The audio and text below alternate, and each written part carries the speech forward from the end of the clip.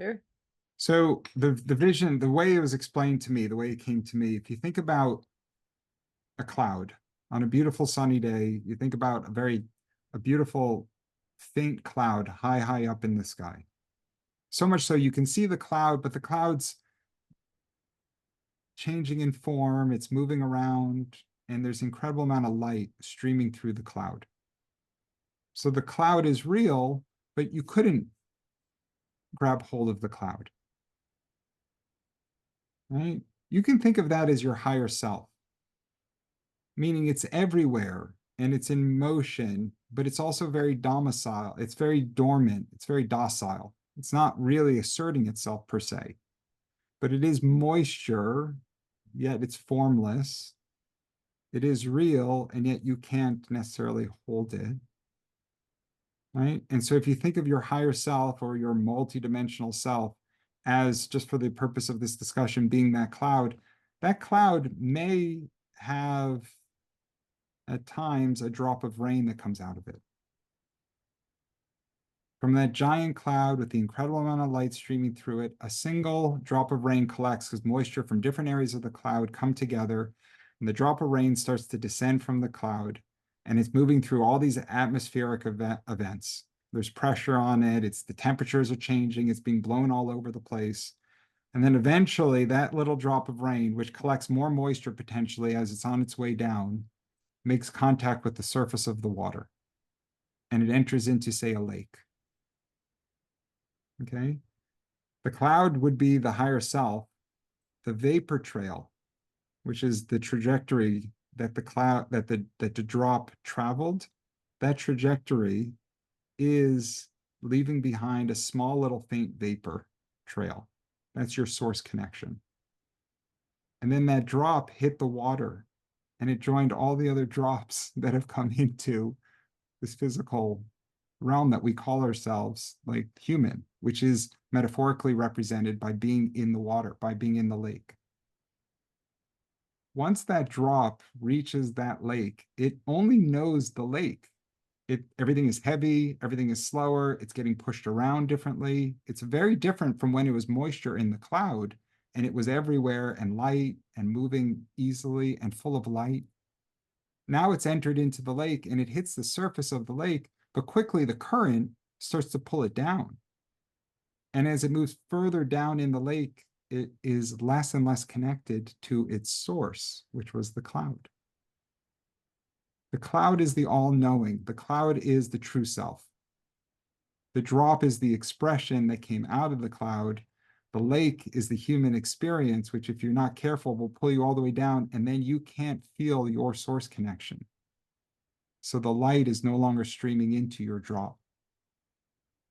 The spiritual work that we do is to try to come to the surface of the lake and to be as close as possible to our source by strengthening our source connection, allowing the light to stream in. And at some point when the incarnation completes, that drop, which has been floating around in that lake, it evaporates off. If it left at the surface of the water, it evaporates off and it could go right back up to its cloud. But most of the time, it doesn't evaporate at the surface. It evaporates and it was somewhere else in the water when it evaporated. And so it ends up getting stuck in a cycle where it gets caught. It doesn't make it all the way back up to its cloud because it's still heavy. It's carrying the heaviness of the experience. And then it drops back into the lake. And then it evaporates and it drops back into the lake. And it breaks apart and it reconstitutes. It goes back into a gaseous state and then it returns into a liquid state. So it's in the body, out of the body, in the body, out of the body. Hmm. That's good. Yeah.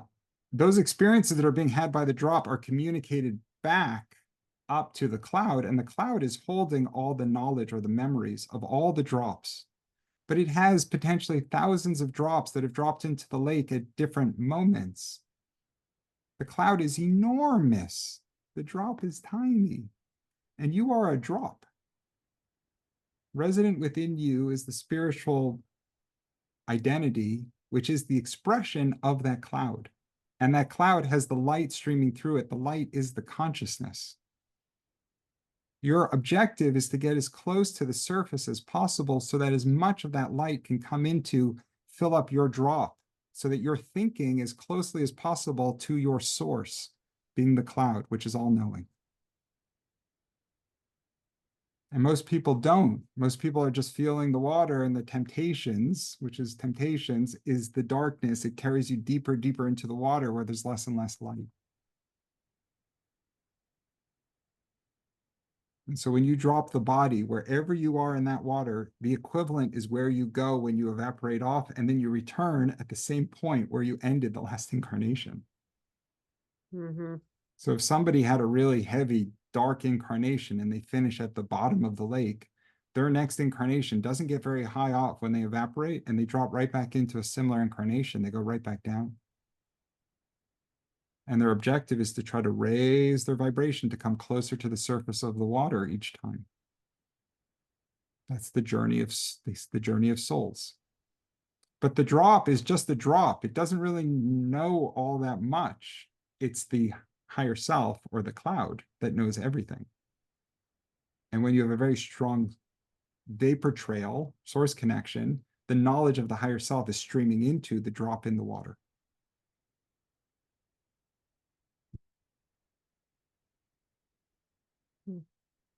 That was explained to Very me. good. That was That explained. is awesome. Isn't that Yeah, awesome? Isn't that it awesome? is so awesome. Yeah, that That's a was lot. that was explained to me in medit. And actually, there's more layers to the In complexity. meditation, I forgot you said that at the beginning. That is so cool. I would just sit there and meditate. I'd get the visual, and then the explanation would start streaming in, Wow. which is how I know that I'm connected to my cloud. Yeah. Is because there's no way I could come up with that. Yeah, of course. That's I'm like, that's amazing. And who'd you read that from again? Right then you're like, oh wait, you I that you're told so it. I on it. told me. Yeah. That's like, yeah, I know. that's awesome. So when you listen to Jacqueline, she's using all this terminology, and people are so confused. If she presented as a big metaphor, and you could visualize yourself as best as like, it's still hard to visualize, like, what does that mean? The cloud, it's consciousness, it's formless, but it's real. We can't grasp hold of it, but we know that it exists. It's streaming with light. Where's the light coming from? Is the light the infinite creator? Like, like, there's still a lot of questions that you would have to move through, but at least you have a better sense of what's happening, and you no longer identify as the drop per se, because you're like, yeah, a tiny little drop that comes out of a cloud. The cloud is the source. The drop is just the expression. The drop evaporates off. Who knows where it goes? But the cloud is what I'm most interested in. That's the true self. And then when you think about returning to your, she says, return to your source connection. What she's saying is affirm your connection back to your source.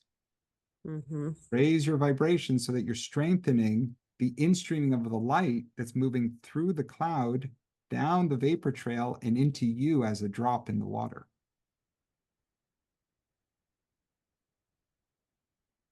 You're receiving this purification via your own source connection, by your own self-healing ability.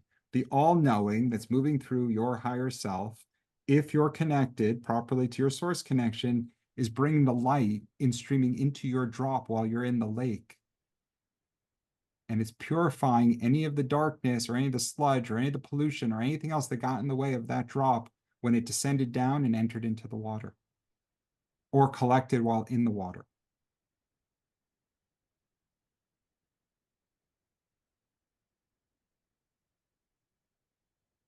And so when you said when you're at the top of the lake and it evaporates, and it's good, if it's still heavy, it's going to drop back down. So the other, it's going to go up then drop back down, or is it not just Yeah, going to stay at the so surface and go right so underneath? so the other layer of the conversation is that that drop, as it's on its way down into earth, into the lake, which is metaphorically earth, it goes through a layer of pollution. It gets infused with an insert or a pollutant. And that pollution, which Jacqueline calls the slave self, which a lot of spiritualists call like the ego, that pollution makes you think that you're part of the lake. It disconnects you from the understanding that you're actually the cloud. And so when you work through your spiritual journey, you're purifying or you're cleansing away the pollution. If you are successful in getting rid of all the pollution, then you get to return, you get to go wherever you want, but you can return right back to your cloud. Most people fail to properly purify off their pollution, and some people actually accumulate more pollution while they're in the drop. And the pollution is what prevents you from leaving the lake. It has you cycling because you try to lift up, but your evaporation still has the pollution, which is a heaviness that pulls you back down, pulls you back down. So if he says, hey, when you leave the body, say it right before you die, say, I don't want to come back. You're basically saying is get rid of all the pollution as much as I can, like last minute here, so I don't drop back down. But it doesn't really work that way. It's a function of your vibration. The desire is important because the desire is saying, I don't want to express the pollution. I want to express the light. Which is to say, I want to be more like my source than I want to be what latched onto me while I dropped in here.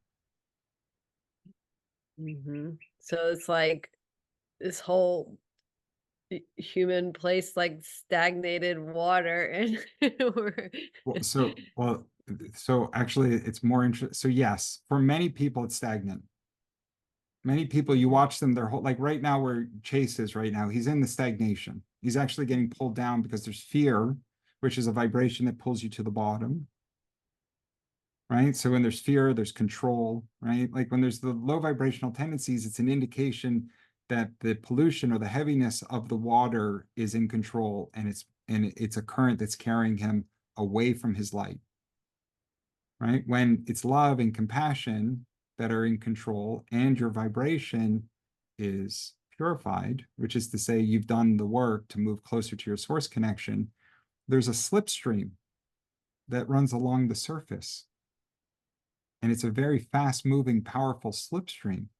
And when you enter into that slipstream, the current on the surface of that water just zips you wherever it is that the infinite creator, wherever the current desires you to be. That's the universal consciousness that knows what it wants and where it wants you to be. And when you enter into that slipstream, you feel that pulling that's just carrying you forward. You don't have to figure anything out. It all just comes to you and material, just like Kuthalahan in his house. It all just comes to you and materializes as intended. You need more resources, you need generosity or charity or what have you. The right people show up and they provide what's needed because you're in the slipstream. You're in alignment. And so, yes, most of the water is quite stagnant. People don't realize that they're stagnant, although people generally start to feel stuck at some point. If their life is very low vibrational, then as the incarnation goes on, they just feel all these layers of limitation. And they're limited by practical things like mortgage payments and car payments. But then they get limited by their health, they get limited by addictions, they get limited by limiting beliefs. And then their life gets more and more stuck, it gets fixed. And then they end up, unfortunately, because they've been drawn down to the bottom of the water, the joy is absent as well. There's no love or joy in their days. And then the incarnation ends and they're like, okay, the drop comes back in, we're going to try it again. So, but that's the objective. That's what I've been trying without getting into the technicals of it with the group or with anyone comes into my space, trying to get everybody, myself included, into that slipstream. That state of alignment. People use that word a lot, but they're not in alignment because their vibrations expressing the pollution, and it's brought them down.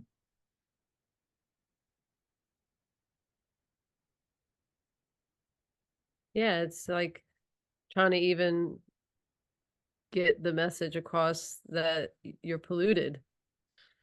Yeah, and so the pollution creates barriers to prevent somebody from seeing their own self. So the egoic expression, as they say it, which is really the not self, right? You've got like your true self, which is the cloud, and then you've got this belief of the human self and the identities that form while you're in form. That's not really you. It just wants you to believe that it's you. And that version protects itself against anything that would otherwise chip away at its own dominance, at its pollution. And so people don't realize it, but they put up all these different barriers that express 1,000 different ways of expression, insecurities, defensiveness, confrontation. And so if somebody brings them awareness, like, hey, you're doing this, it's not really a very nice thing to do, or it's low vibrational, like, hey, Chase, the whole fear thing's really not healthy. Then it's like, back off, woman. Like Hmm. it's not open and receptive. Like, oh, well, tell me, like, what is it that you're experiencing? Like, how else could I approach it? It's not an Hmm. open-mindedness, because the nature of the pollution is to protect itself.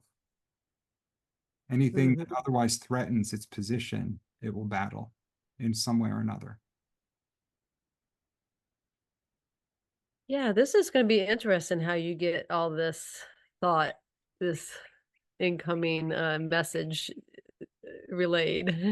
It's, So, and I it's mean, all, when it came out, I love how you sold it, but if you're trying to put it together even more, this is going to be exciting to see. but so I can, but this, you can do it too. Everybody Mhm. can do it. People don't necessarily develop the talents to get there, but it is available if you can sit in stillness. The stillness, so the cloud is still. Cloud is Mhm. just the cloud. It's not talking, like it's just very still. It knows everything because it can see everything, it can go everywhere. The cloud is without any limitations, but the cloud is stillness. The human experience is like the chatty Cathy, the monkey mind, the always activities, the always something going on, more information, more books, figuring things out, talking, running, doing all these different errands. But when you get into stillness and you're profoundly in stillness, you can connect back to the cloud. And in that state, I can have a thought, or I can speak out a thought, and then I can just push the mind aside. And then I just wait, and the cloud's like, all right, we'll tell you.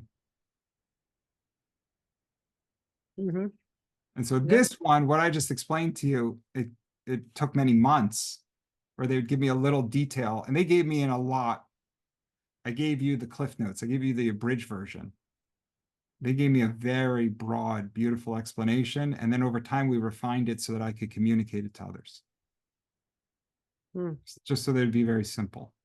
Mhm. But it came through as part of that communication with my cloud. And you have a cloud, and Mike has a cloud, and Jacqueline has a cloud, and that cloud might conjoin with other clouds, because as your cloud and as your journeys evolve, the clouds can combine and they become bigger and bigger and bigger, which means that they can share information and wisdom between them. And so if you're part of a big cloud, which the law of one refers to as a social memory complex, which is the amalgamation of all these different memories, then you can tap into a huge body of wisdom. Mm. It manifests as intuition. If the guy came to lay a foundation or to help with part of your project, and your intuition is like, something doesn't feel right about this guy. That's not your human mind. It could be like, oh, I don't know if I like the things he's saying. Like maybe he's not so honest because of the way he's communicating, but it could also just be the cloud communicating through your source connection, tinging your intuition, and it's saying the vibration's not good. So the project won't go well if you go down this path. Mhm. And that intuition, if it gets very, very strong, is available constantly. Cloud is always trying to communicate through, and other clouds or other non-physical events are trying to communicate through as well.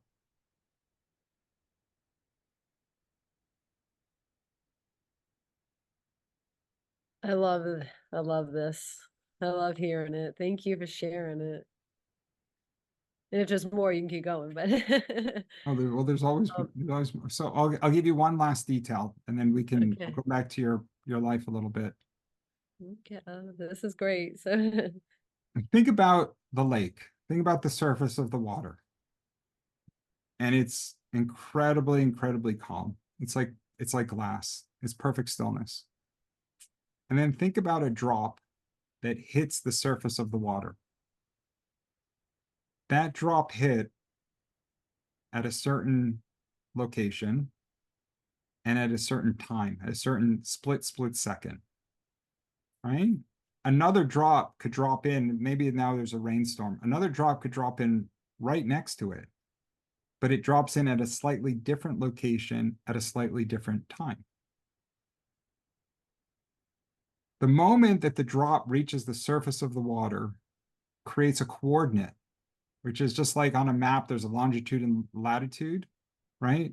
Here, you're entering into the body, and you enter into space and time, because the body exists in a place where we're in time and we have form, time and space.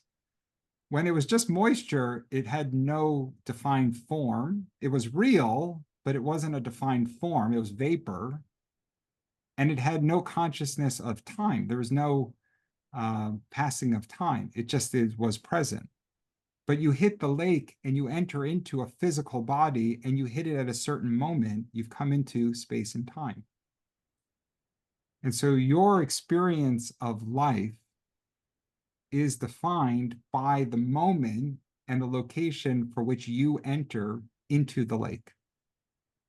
That's what the natal chart in astrology is telling us.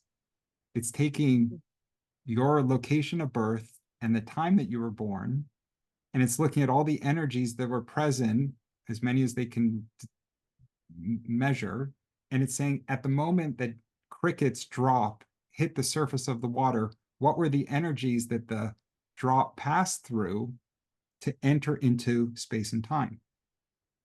Mm-hmm. And the natal chart will say, okay, based on these energies, this is the life that that drop is going to experience while in the lake. And then when you come out of the lake, you leave all of that behind. When you reconstitute and drop back in, you come in at a new location. Your drop drops in at a new location and at a new time, and it creates a new incarnation with a new set of energies for that coordinate.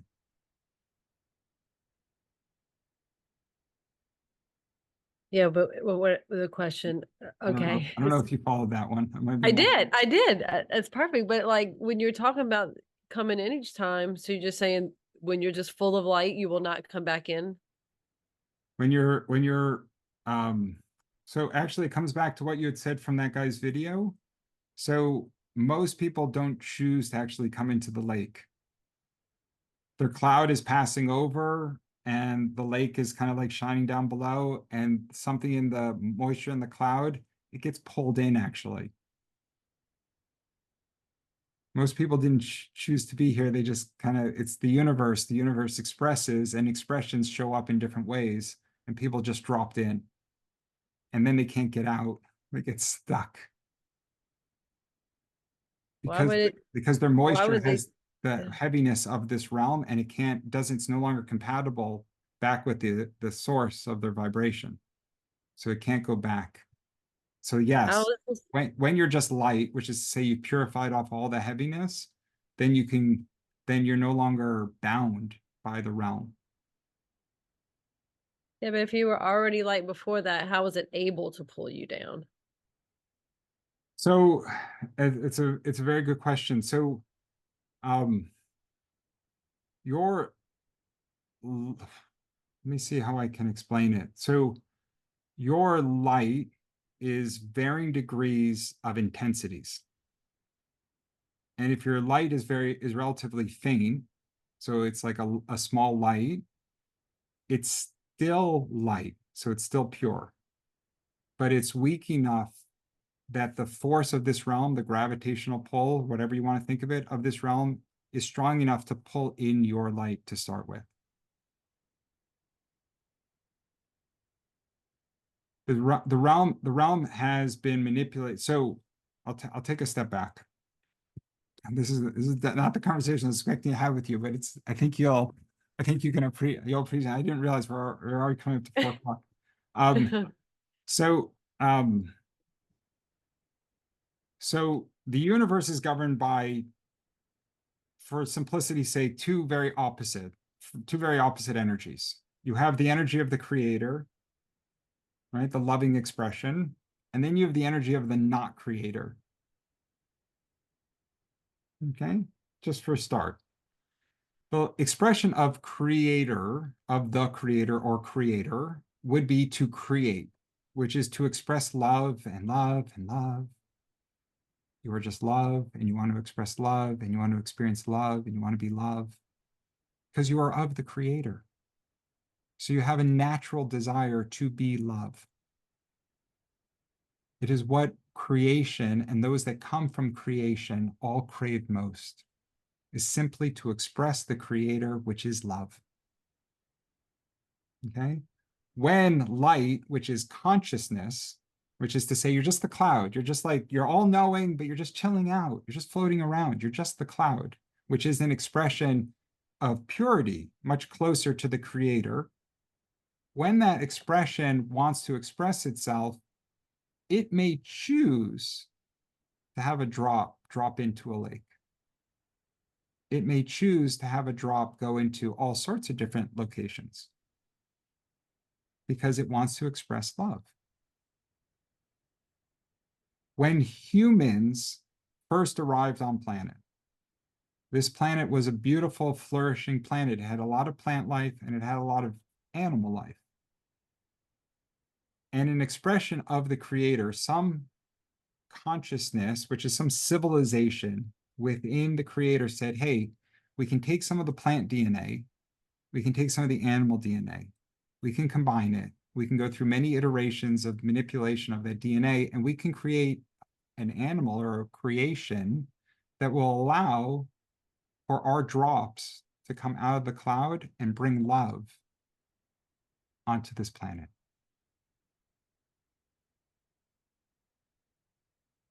It was a Okay. desire from an expression within creation to spread love here on earth.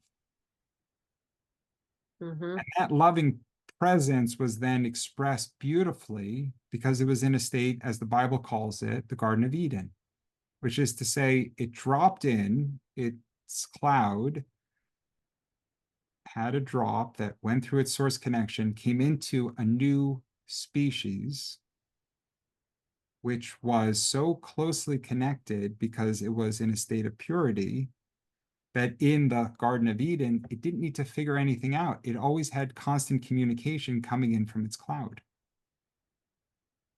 It just so happens that the not creator, which is the inverse of creation, because there in the universe, there's the creator energy and then there's the not creator. The not creator was drawn into that space because if there's one force that wants to express love, there's another force that wants to feed off of love or destroy love. And that force came on planet as well and polluted the human experience. Mm-hmm. And now, all these years later, humans are trying to get back to the Garden of Eden. We're trying to slough off all the pollution because it's causing so much suffering. And when you look around and you see the low vibrational qualities that people are expressing and the complete disconnect from their cloud, their higher self, it's because the pollution has gotten so deep that it's been taking over. It's parasitizing them, it's feeding off of them. Because that not creator energy can't create, it can only feed off of creation, then replicate, like a fungus or a parasite. It's the inverse energy to creation. So the origins of humanity were beautiful. We were connected in the Garden of Eden. We didn't have to worry about anything. We were just perfectly cared for because we were all in the slipstream at the surface of the lake. We were created to express love in its purity on this beautiful planet with the animals and the plants. And then a polluted force came in using its wisdom, its intelligence, and its cunning qualities of manipulation to deceive man, to exit the Garden of Eden, hyperactivating the mind, disconnecting us from our source connection, and carrying us down more of a path of technology and intellect. That's known as the fall in spiritual or in religious circles. It's known as the original sin. It's known as the rupture between man and God. because our creation was one of purity. And so now what's happening is the vibration of the planet is moving higher, and we're given an opportunity to slough off all the parasitic force, and if we choose to recreate Eden, which is to say, a pure connection to creation, to be just love, and among others who are expressing love. It's what we're trying to get back to, and that's what's unfolding now on the planet. That's beautiful. I got all that. Yeah. Now, when you read, when you profoundly understand, because the Bible was channeled work and it came through like 4,000 years ago. People don't even understand, like people don't know, like the book of Genesis, which is the first book, it was written thousands of years after the events were experienced. So it wasn't like it was an eyewitness who's like witnessing Adam and Eve in the Garden of Eden. It was told to them in stories years later. And it was channeled, right? So but what's interesting about the book is it speaks of how man was in a state of perfection with nature, and they're basically naked and they're seemingly primitive. They were just experiencing the food and the lovemaking and the bounty of this realm without worrying about anything, because all that they needed was just coming to them. And then they took something into their body, which was forbidden, which manipulated their physical being and disconnected them from God and ushered them out of that perfect connection. And then the Bible goes on to describe how everything that came after that was so difficult.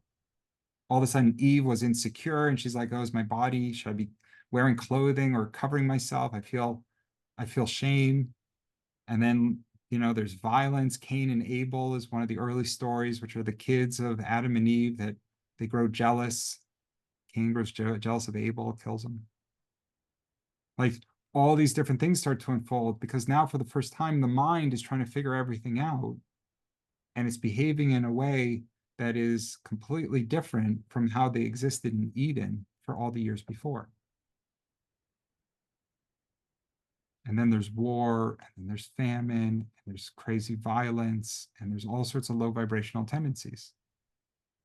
But that's because the parasitic force manipulated us and carried us away from our origins.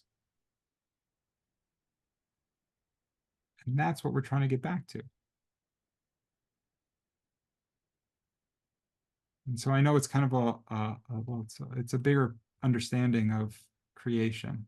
And this is just the surface layer. You go deeper and deeper into this, but you start to realize that everybody is somewhere on the spectrum, on the frequency spectrum.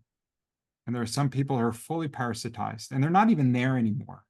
Like they're not, like a Dr. Fauci, for example, he's not there anymore. Whatever light had entered into that incarnation, it's been completely taken over because he has no capacity to see any of the harm that he's done. And the political construct around him that's supportive of him is all part of that parasitized force. Right? And then you have people all the way on the other side of the spectrum that are loving, caring, compassionate, who are just one day to the next, just trying to do good in the world and take care of each other. No matter what happens, they're always just trying to do good and care for each other. And they have enormous amounts of light streaming in, which is creating huge volumes of love and understanding and compassion and desire to care for others, to be in service to others. And that spectrum, as we experience it, is all shifting. The whole spectrum is moving out. And those that are compatible with the expression on this side of the equation, which are caring for each other, those people are being pulled forward and their vibration is moving higher very quickly now. And the people that are all the way down here, they're falling ill. And a lot of them are millions and millions and millions are departing. And this is going to get worse because the frequency spectrum is moving fast and higher so fast now that it's opening up a bigger and bigger gap between the environment that we live in, which is Earth's vibration, and the environment that they're emanating, which is that low, very, very low vibration. And it just won't be compatible. It won't be able to stay. So the lakes are going to dry up.